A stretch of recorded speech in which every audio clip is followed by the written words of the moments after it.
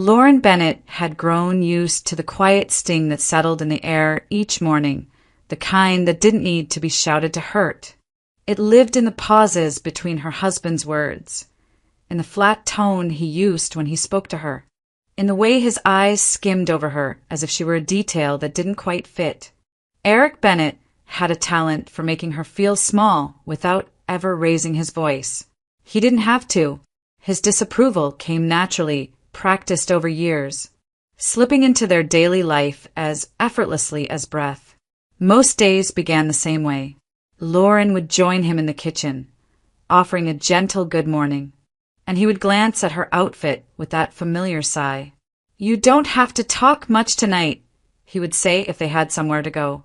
"It's better if you just stay quiet." Or worse, "You really think that dress works? You'll look out of place next to everyone else." He said these things as though they were practical suggestions, harmless observations, but their weight pressed on her, tightening around her chest until the silence felt safer than speaking. On this particular afternoon, as she returned from a grocery run, she found Eric standing in the living room, adjusting his cufflinks in front of the mirror. The navy suit he wore was crisp and tailored, everything he wanted the world to see reflected back at him. "You're home," he said without looking at her. "Good. I need to tell you something." Lauren paused by the doorway, setting the bags down. "What is it?" "There's an event tomorrow evening. A big one. The firm's hosting a corporate reception at the plaza." He straightened his jacket, smoothing an invisible wrinkle. "Everyone's bringing their wives. So you'll come with me." The words landed flat, an announcement, not an invitation. Lauren blinked. "Tomorrow night?" "Yes."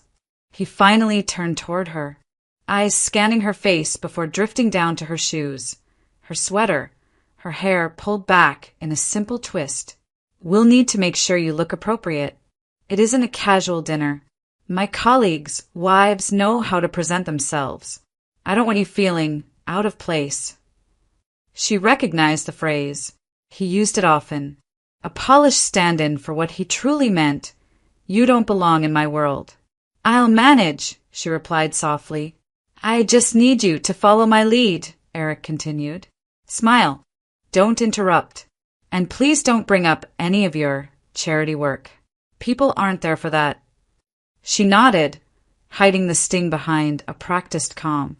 What he called charity work was, in truth, the core of her life.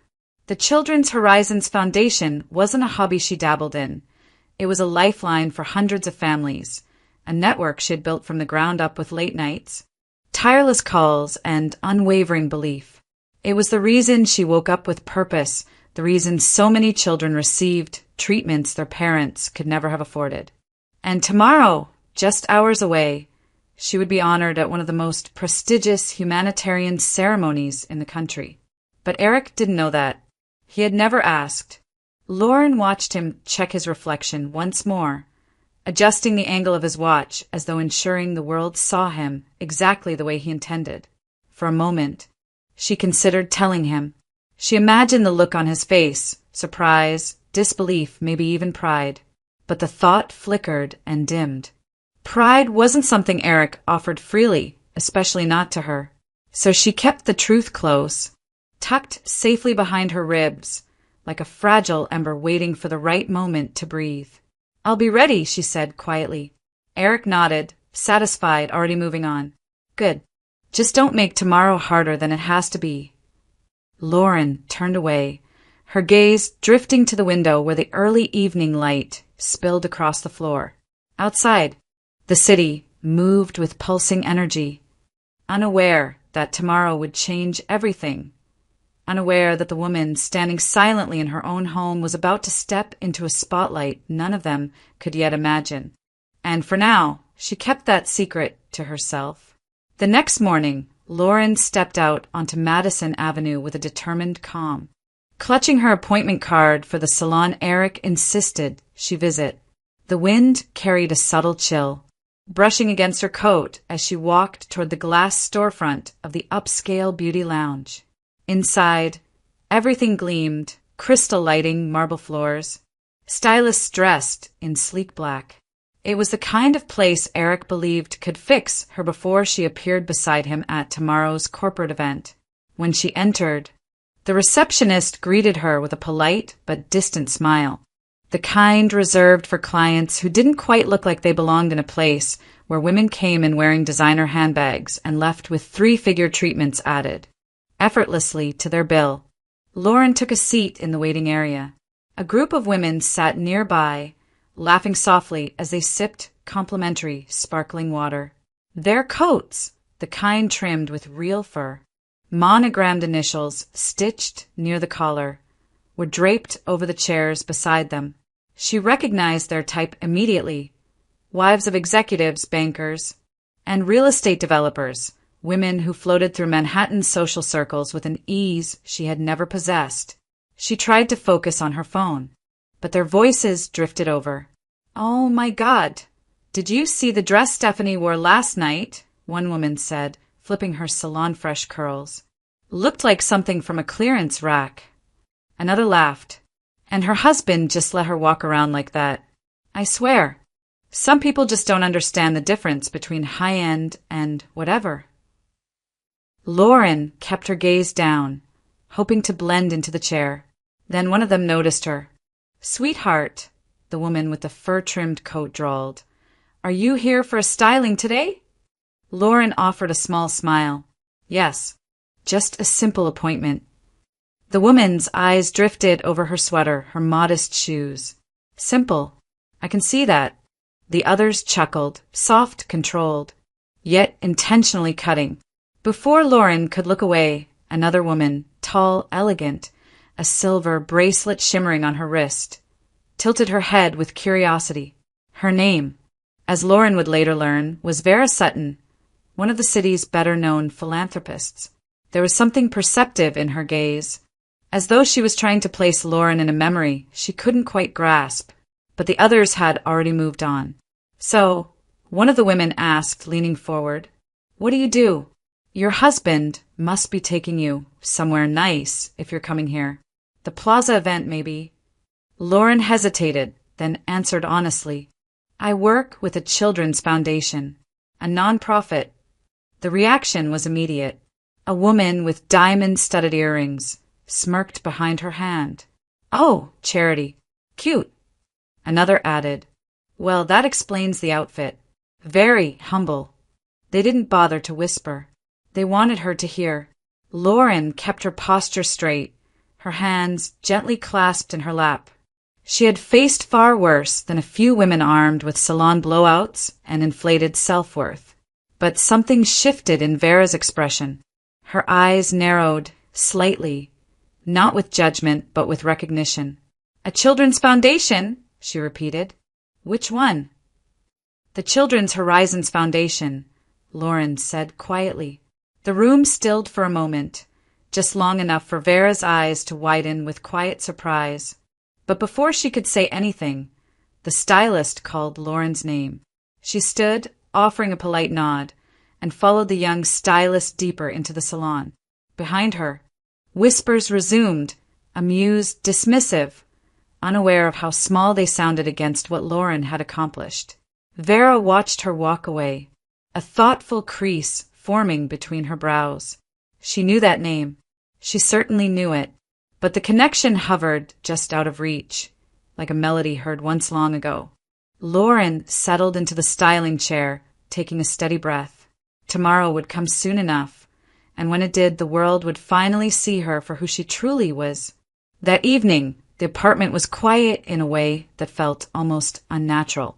Eric had stepped out to meet a colleague for dinner, leaving Lauren alone with the soft hum of the refrigerator and the faint traffic sounds drifting through their Upper East Side window.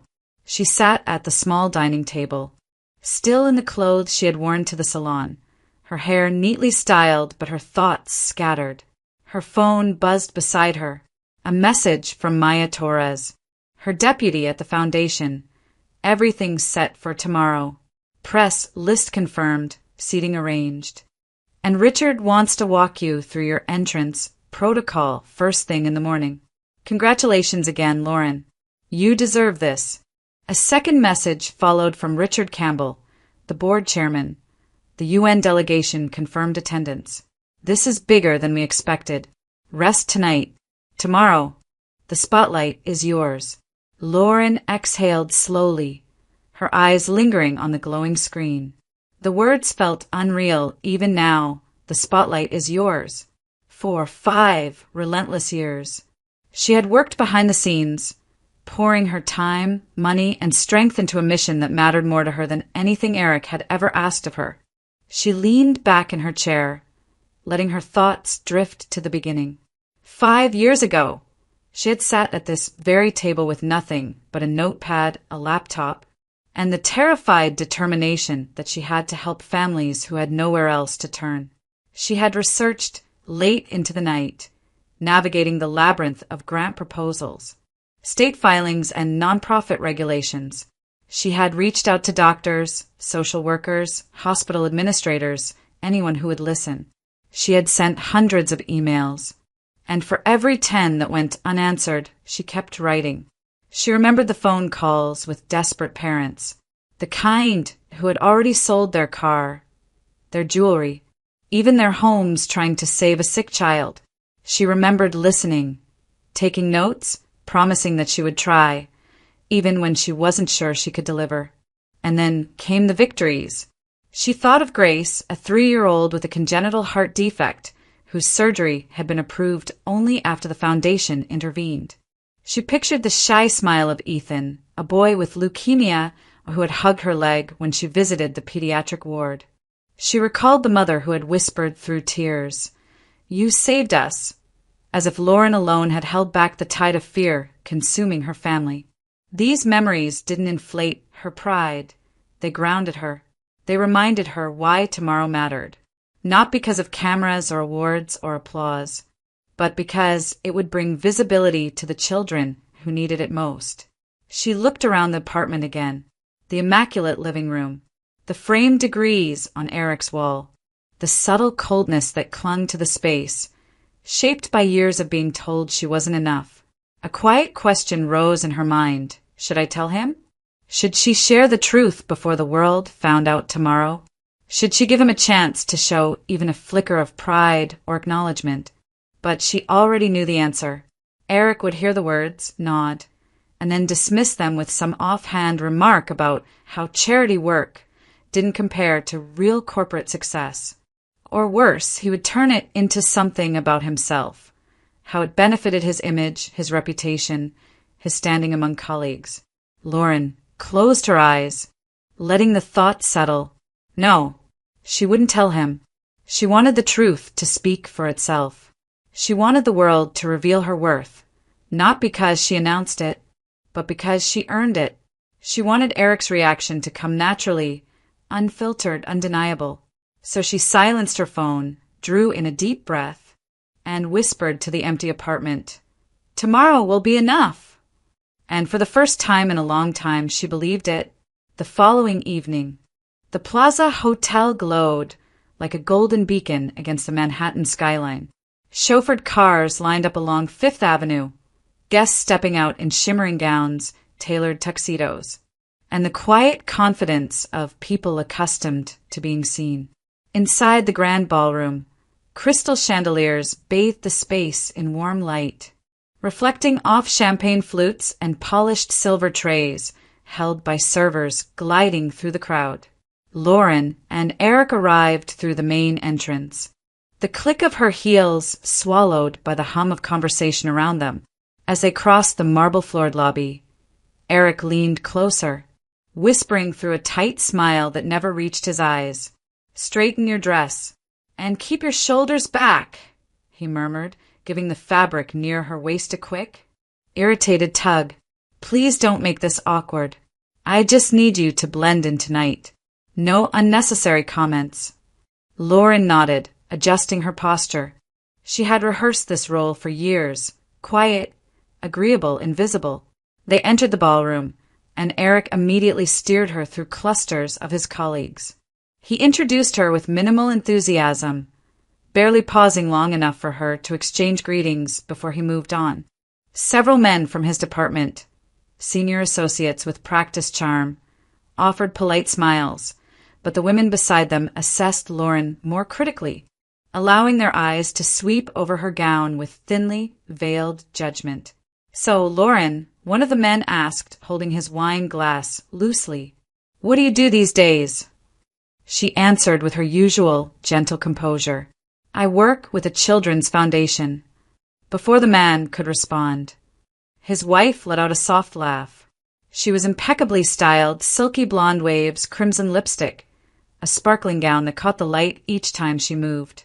Her name was Hannah Saunders, and she didn't bother lowering her voice. "Oh, that one," she said, waving her hand dismissively. "I heard they've had all kinds of funding issues. Someone mentioned there were questions about oversight." She shrugged as though stating a known fact. Small charities struggle to stay afloat, don't they? Lauren kept her expression calm, though a small twist tightened in her chest. She refused to rise to the bait. Another woman chimed in, her tone dripping with casual superiority. Yes, someone from the PDA mentioned it. Something about poorly managed grants. You know how it is. Lots of passion, but no real leadership. Eric cleared his throat in mild agreement, as if distancing himself from whatever small organization his wife might be a part of. Lauren stood quietly, letting their words settle around her like falling ash. Not one of these people knew that the rumors stemmed from a single misreported article corrected months ago, or that the foundation had recently been audited and praised for its transparency. What they knew were fragments, gossip traded between fundraisers and school events, repeated until fiction felt like fact. The conversation shifted as more guests joined the circle. Someone began praising influential women in the city, executives, philanthropists, tech founders. The group spoke with admiration about their achievements, million-dollar pledges, successful social impact startups, partnerships with major hospitals.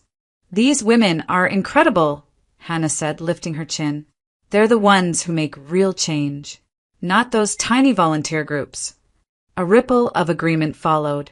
Lauren listened in silence, knowing that the room was buzzing with talk of tomorrow's International Humanitarian Award, though most didn't know who the recipient would be. Names floated through the air. Powerful, wealthy women with long-standing influence in New York's philanthropic scene. Not once did any of them imagine that the woman standing right beside them, the one they dismissed with patronizing smiles and careless remarks, was the very person the world would be applauding within the next 24 hours. Lauren felt Eric shift beside her, already leaning into a new conversation with a senior partner. She let her gaze wander across the ballroom, taking in the gleaming decor, the rising chatter, the feeling of being surrounded yet unseen. For years, she had lived within the narrow confines of Eric's expectation of her, silent, accommodating, easily overshadowed. Tonight, she felt the weight of that familiar role pressing against her ribs. But beneath it, something steadier pulsed, the awareness of what was waiting just beyond this moment. A truth that none of these people could imagine. And tomorrow, that truth would stand under a spotlight. When the reception concluded, a soft chime echoed through the ballroom, signaling the next portion of the evening. Guests slowly migrated toward a large set of double doors draped with velvet curtains. Beyond them was the plaza's oak room, transformed into an elegant auditorium with a raised stage, spotlights, and rows of gold-trimmed chairs arranged in perfect symmetry. "Come on," Eric muttered, placing a guiding hand on Lauren's back as though she needed instruction on how to walk. "Let's get this over with." Probably another cheap PR show from the hosting sponsors. Lauren said nothing. She moved with the crowd, allowing herself to be carried into the softly lit hall. The attendees spoke in animated whispers, speculating about the award recipient. The event had been teased for weeks across corporate social media channels. An exceptional humanitarian who transformed children's health care across the nation. She and Eric found seats 4 rows from the front. Around them, executives and their spouses settled with the confidence of people accustomed to prestigious ceremonies. Eric leaned closer, shaking his head as he looked around the room. They're making such a big deal out of this. I'll give it 10 minutes before we hear some overly polished speech about changing lives and the future of philanthropy. These things are all the same. He didn't even notice the slight movement in Lauren's hands as she folded them in her lap. The lights dimmed. A hush fell. From backstage, the event's host, an impeccably dressed woman in a midnight blue gown, stepped into the spotlight. Her voice carried easily across the hall. Good evening, everyone. Tonight, we gather to honor a remarkable individual, a woman whose vision and perseverance have reshaped the landscape of children's wellness in our country. Lauren felt the breath in her chest catch. Eric, meanwhile, appeared only mildly intrigued, crossing one leg over the other as he listened. The host continued. 5 years ago, this individual founded a children's health foundation with a simple mission. No family should ever face medical crises alone. Several people murmured in recognition. A few clapped lightly. She built a national network of volunteer physicians, nurses, social workers, and trauma counselors, people willing to step in when families had nowhere else to turn. Eric raised his brows, impressed despite himself. That's ambitious, he whispered to the man seated beside him. She must have a strong corporate team behind her. In the last 3 years, the host added, her foundation has secured over $12 million in private and community funding. These resources have supported treatment, transportation, housing, and long-term recovery for hundreds of families across more than 20 states. The room filled with soft admiration. Eric nodded almost proudly, even though the achievement had nothing to do with him. Now that's real influence, he said under his breath. Not like those tiny passion projects people brag about. Lauren blinked once, slowly. The host stepped closer to the front of the stage, her tone deepening with emotion. This year's humanitarian award recognizes not only impact, but extraordinary resilience. It recognizes leadership rooted in empathy, clarity, and unwavering commitment. Our honoree worked countless nights, traveled across state lines, and refused to accept the limits others placed upon her. A soft murmur spread again, people beginning to wonder who this unseen hero might be. Eric leaned forward, captivated in a way he rarely was at events like this. Whoever she is, she sounds amazing, he said quietly. A woman like that. Can you imagine the discipline it takes? Lauren kept her eyes on the stage, unmoving. And now, the host said, pausing for dramatic effect, please join me in honoring the recipient of this year's International Humanitarian Impact Award. The spotlight brightened. The founder and executive director of the Children's Hope Initiative. Eric whispered, wow, what a powerhouse of a woman. Still, he didn't know. Not yet. He had no idea that the woman he admired so freely in theory was sitting inches away, hands clasped, waiting for the truth to finally be spoken aloud. The silence that followed the host's final sentence felt thick enough to touch. Every guest leaned forward, waiting for the name of the woman whose achievements had just shaken the entire room into admiration. The lights dimmed even further, and a second spotlight illuminated the podium. The host lifted the envelope with ceremonious care, sliding one perfectly manicured finger beneath its seal. The soft rip of paper echoed with surprising clarity. Lauren felt her heartbeat in the tips of her fingers. Eric sat straighter, adjusting his tie, his eyes sharp with anticipation, ready to applaud a stranger. A woman he believed belonged to a world far beyond his wife's reach. The host unfolded the card, looked out across the packed room, and spoke with a clear, resonant voice. The International Humanitarian Impact Award goes to Lauren Bennett. For a moment, the world held its breath, and then the room erupted. Applause thundered through the hall. Guests rose from their seats in unison. The sheer force of the standing ovation sent a wave of energy pulsing through the air. But at the center of it all, one man sat frozen. Eric turned his head so abruptly it looked painful. His mouth opened, but no sound formed. His face drained of color, the confident smirk he wore moments ago collapsing into something raw and unfamiliar. Shock, disbelief, something close to fear. "Lauren," he whispered, barely audible. Her name echoed through the room again as the host gestured toward her. "Please join us on stage, Ms. Bennett." All around her, faces shifted. Those who had met her earlier at the party now stared as if seeing a ghost. The women from the salon, draped in their designer gowns, blinked repeatedly as though the lights were playing tricks on them. Hannah Saunders brought a hand to her chest, her perfectly lined lips parting in horror. The executives who had dismissed her earlier could only gape, their expressions contorting into a mix of embarrassment and stunned confusion. It was as though every careless remark, every whispered jab, every smug smile had risen from the floor and turned itself back toward them. The spotlight swung across the room, its beam settling on Lauren. She sat very still for a moment, almost reverent, the applause washing over her like a tide she had spent years swimming toward. And then she rose, slowly, gracefully, with a composure that made the air shift. Eric remained seated, unable to move. His fingers clutched the edges of his chair, so tightly the knuckles blanched white. Lauren stepped into the aisle, and the spotlight followed her immediately, bathing her in warm, golden light. Cameras flickered, capturing every second. Her calm expression, her steady breath, the quiet dignity in her posture. She wasn't shaking. She wasn't overwhelmed.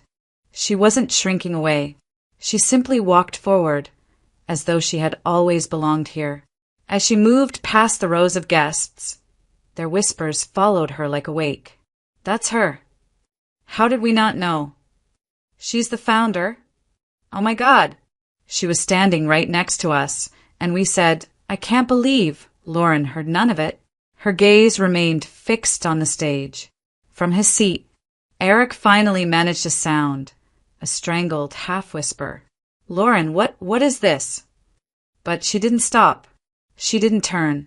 The distance between them grew, with every step, a distance that wasn't measured in feet, but in truth that could no longer be hidden. When she reached the stairs leading up to the stage, an assistant extended a hand to guide her. She took it, climbing each step with practiced poise. The applause swelled again as she reached the podium. She stood beneath the spotlight, center stage, center truth, and for the first time in years, she wasn't being talked over, shushed, corrected, or minimized. She was exactly where she deserved to be. Down below, Eric remained motionless, his entire world tilting beneath him. The colleagues he admired stared at him now, not with respect, but with the dawning realization that the woman he belittled was the woman the world had just risen to honor. And on that stage, Lauren lifted her chin slightly, her eyes glimmering, not with pride, but with clarity. The truth had finally spoken for itself. The applause slowly faded as Lauren stepped up to the podium, the stage lights warming her face. She adjusted the microphone, took a quiet breath, and allowed a brief moment of stillness to settle over the room. "Thank you," she began, her voice steady, carrying effortlessly through the hall. 5 years ago, this foundation began with nothing more than an idea that children in crisis shouldn't have to suffer alone, and that their families shouldn't have to choose between survival and hope. The audience leaned forward, captivated. "I started this work in silence," she continued. There was no board, no sponsors, no name recognition.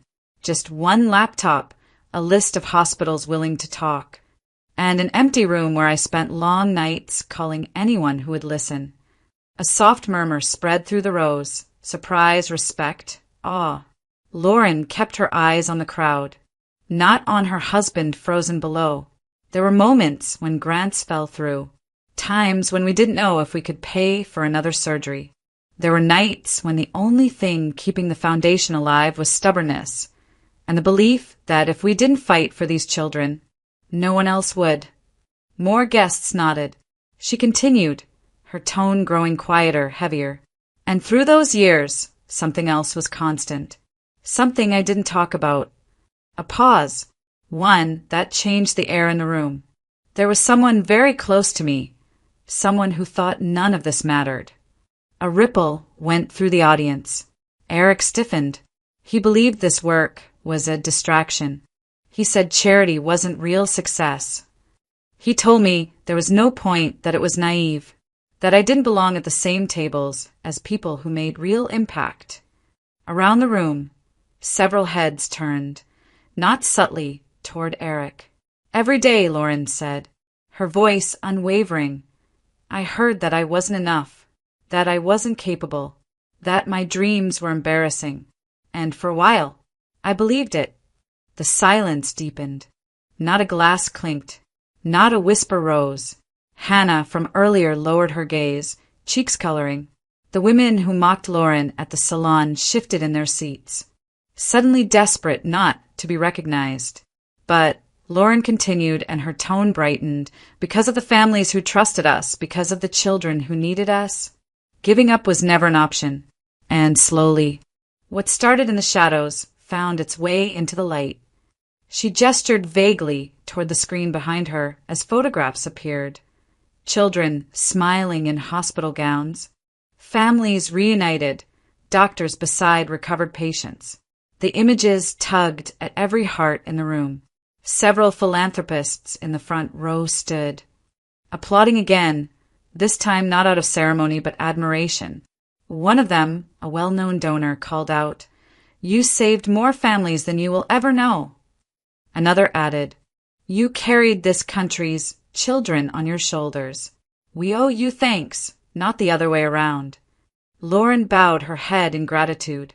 Meanwhile, Eric felt each sentence like a stone hitting water, ripples spreading, reaching every corner of the room.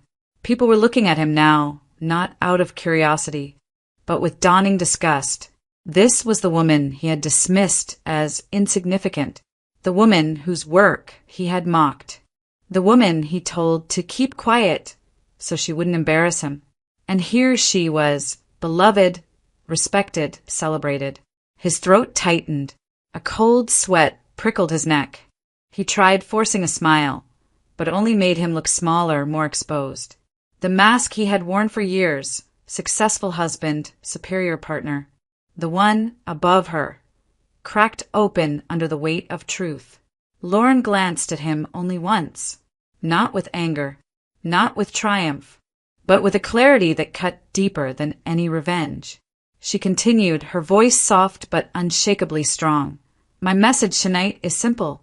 Do not let anyone convince you that your work is too small, your dreams too fragile, or your impact meaningless, because those who underestimate you simply don't know who you are yet." The hall erupted into applause, and at that moment, in front of hundreds of witnesses, Eric Bennett realized he hadn't just been overshadowed. He had been revealed. The ceremony ended with a final swell of applause, but Lauren barely registered the sound. As soon as she stepped off stage, photographers surged forward. Guests lined up to shake her hand, and event coordinators hurried to guide her toward the press area. She smiled politely, thanking each person, her composure steady. But behind the crowd, Eric pushed through with a frantic look, brushing past donors and executives with little regard. His hand closed around her wrist, too tight, too desperate. "Lauren, outside, now." He didn't wait for her response. He pulled her through a side door and onto a marble balcony overlooking Central Park. The cold November air rushed around them, sharp against the warmth inside. The muffled sounds of the event faded behind the closed door. Eric turned to her, eyes wild with a mixture of confusion, humiliation, and panic. "You should have told me," he hissed. "Why on earth would you hide something like this? Do you have any idea how blindsided I felt out there? Lauren held his gaze, calm as the winter air. I didn't hide it. You never asked. You never listened. That's ridiculous, he snapped. Of course I listen. But you didn't think it was important enough to mention that you were running some huge organization? That you were getting an international award? She folded her hands in front of her. Every time I tried to talk about the foundation, you cut me off. You said it wasn't real work. You told me to stop bringing home charity stress. You made it clear that my world wasn't something you valued. Eric opened his mouth, then shut it again. His jaw clenched. I was embarrassed out there, he finally admitted, voice tight. Everyone looking at me like I didn't know my own wife. Do you know how that makes me look? Lauren let out a soft, almost sad breath. This was never about how you look. He stepped closer, lowering his voice. We can fix this. You just need to explain to everyone that things were hectic, that I supported you. That I won't lie for you, she said quietly. His face darkened. So that's it? You make me the villain. She shook her head. I don't need to make you anything. You did that yourself. For a long moment, neither spoke. The city lights shimmered beyond the balcony railing. Yellow cabs threading through the streets below. The hum of Manhattan life moving steadily while their world stood still. Eric's voice cracked a little when he finally said, Lauren, come on. Don't do something stupid. We've been married 11 years. Yes, she murmured. And in most of those years, I disappeared in front of you. He reached for her hand, but she stepped back, not dramatically, simply with clarity. Her fingers moved slowly to the ring on her left hand. She twisted it once, twice, feeling the cold metal press against her skin. Then she took his hand, open, trembling with fear more than anger, and placed the ring gently into his palm. His breath caught. Lauren, wait. No yelling, she said softly.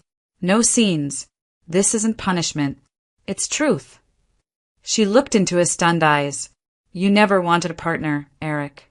You wanted an accessory. Something quiet, something polished, something that didn't outshine you. A tear slipped down his cheek before he could stop it. He wasn't a man accustomed to being vulnerable. It didn't look natural on him. Lauren stepped back toward the door, leading inside. I'm not yours to manage anymore.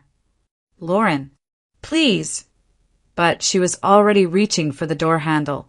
She didn't look triumphant. She didn't look angry. She simply looked free. And as she walked back into the warm lights of the hall, toward the people who finally saw her, toward the life she had built on her own, Eric stood alone on the balcony, the ring cold and heavy in his hand. For the first time, he understood what it meant to lose someone quietly. 3 months passed, and winter slowly loosened its grip on New York, the city that once felt too loud, too bright, too overwhelming now, moved at a pace Lauren understood. She had her own rhythm now, one that no longer depended on what Eric thought of her or how small he made her feel. The Children's Hope Initiative had grown faster than anyone predicted after the awards ceremony. Donations surged. Hospitals reached out from across the country. 3 major medical centers invited her to lead collaborative programs aimed at supporting families in trauma recovery. A national pediatric network offered partnership. The board expanded. The staff doubled. And everywhere she went, conferences, hospitals, state panels, people greeted her with genuine admiration. You changed the field. Your model is saving lives. You're the future of child advocacy in America. Her face appeared in medical newsletters, philanthropy magazines, and a Sunday feature in the Washington Post titled The Quiet Woman Behind a National Movement. Opportunities kept coming.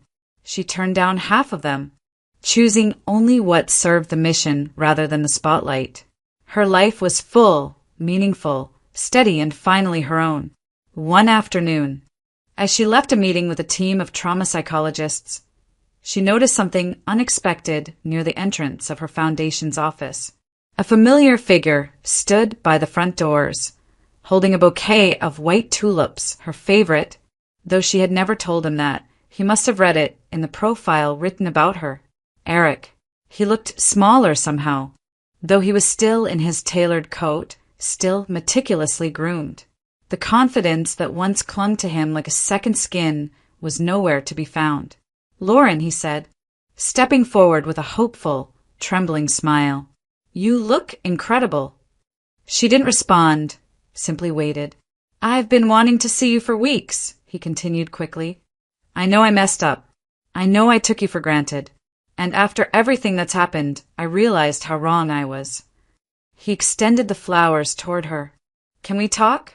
Maybe get dinner? Just try again." Lauren didn't take the bouquet. Inside the building, through the glass, she could see her staff moving efficiently between offices, preparing for a meeting about a new national telehealth program for rural children. Her life, full, purposeful, solid, was right there. She met his gaze. "Why are you here, Eric?" He swallowed hard. "Because I miss you. Because I'm proud of you now. Because I didn't understand what you were doing back then. And I want us to have another chance." A breeze swept between them, carrying the faint smell of the tulips. Lauren's voice was gentle but unyielding. "You don't miss me. You miss the version of me that stands on stages. The one people admire. The one you think can elevate you now." Eric's face crumpled. He looked genuinely wounded. But there was something in his eyes, an unmistakable flicker of calculation she knew too well. "That's not true," he insisted. But she heard the hesitation, the fear of losing access to the new world she now stood in, the world he never believed she could enter until she did. "You didn't come back because you love me," she said softly. "You came back because the rest of the world finally sees me." He lowered the bouquet, slowly. "Lauren, please. I'm different now." She shook her head. "I'm different, and that's enough." For a long moment neither moved. Then Lauren stepped back toward the entrance, pulling open the glass door. "Take care of yourself, Eric," she said, her tone warm but final. He reached out instinctively, but his hand closed around nothing. Lauren walked inside without looking back. The door shut with a quiet click, and the sound seemed to settle into the air like a period at the end of a long sentence. Outside, Eric stood motionless, the flowers hanging limp in his hand, realizing, at last, that some things don't break. They simply end. Spring sunlight filtered softly through the wide windows of the Children's Hope Initiative's new Midtown office. The space was warm, filled with soft colors, framed photos of former patients, and a kind of gentle quiet that felt alive with purpose. Lauren walked through the hallway carrying a stack of case reports, greeting staff members who passed by with smiles and updates. Her phone buzzed. A message flashed across the screen from the lead pediatric surgeon at St. Luke's. She made it through surgery. Stable, breathing on her own. Lauren stopped where she stood, letting the words sink in. The girl, 6-year-old Mia Rodriguez, had needed a specialized cardiac procedure the family couldn't afford. The foundation had stepped in, covering transport, accommodations, and the surgery itself. For days, Lauren had carried a quiet tension in her chest, hoping, waiting. She exhaled long and relieved. Before she could respond, the office door opened behind her. A woman rushed in, a young mother, face still red from crying, her hands trembling. Lauren recognized her immediately. Mia's mother, Elena. She had come straight from the hospital. The woman didn't speak at first. She simply walked up to Lauren and threw her arms around her, sobbing into her shoulder. "She's alive," Elena cried. My baby is alive because of you." Lauren held her, steady and patient, her hand resting gently on the woman's back. "She's alive because she's strong," she said softly, "and because you fought for her." The mother shook her head firmly. "No, because you didn't give up. Because when everyone else said to wait, you said, 'We'll handle it.' You saved her." Around them, staff members paused, watching with quiet emotion. This was the heart of their work, the reason the late nights and constant phone calls and endless fundraisers mattered. When Elena finally pulled back, her eyes were swollen but shining with gratitude. "I don't know how to thank you." "You already did," Lauren replied. The woman nodded, wiped her cheeks, and left to return to her daughter. As the door closed gently behind her, Lauren found herself standing still again, the weight of the moment settling beautifully into her chest. It hit her with clarity. This was her life now. A life she built, not in the shadows, not at someone else's permission, but with her own 2 hands. A life measured not by someone's approval, but by impact, connection, humanity. And none of it, none of the meaning, none of the victories, depended on any man seeing her worth. She returned to her office, setting the reports down on her desk. Outside her window, the city pulsed with afternoon energy. Cabs weaving through traffic, pedestrians hurrying along the sidewalks, the soft glow of storefront lights warming the streets. New York was loud, unforgiving, beautiful. She walked to the window, resting her fingertips lightly on the cool glass. Just months ago, she stood on a balcony outside the plaza, giving back a ring that had been both a symbol and a cage. She remembered the weight of that moment, a quiet ending, free of shouting or bitterness, just truth. And she remembered the feeling of stepping away, not toward emptiness, but toward possibility. Now, as she watched the reflection of the city lights shimmer across the window, she saw someone else standing there, a woman no longer overshadowed, a woman no longer embarrassed into silence, a woman no longer asking to be seen, a woman standing exactly where she chose to be. Behind her, staff voices drifted through the hallway, discussing new cases, new hospitals, new families reaching out for help. Her foundation was growing again. Tomorrow, she would travel to Boston to finalize a partnership with a pediatric trauma unit. Next week, she would speak at the Child Advocacy Summit.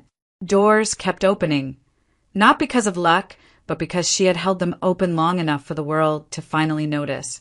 The city glowed brighter as dusk approached, casting a gentle shimmer across the window. Lauren breathed deeply, letting the moment settle. Her life was no longer defined by the marriage she walked away from. It was defined by everything she walked toward. And as the lights of New York reflected back at her, golden, alive, Lauren Bennett smiled softly. A new chapter had already begun.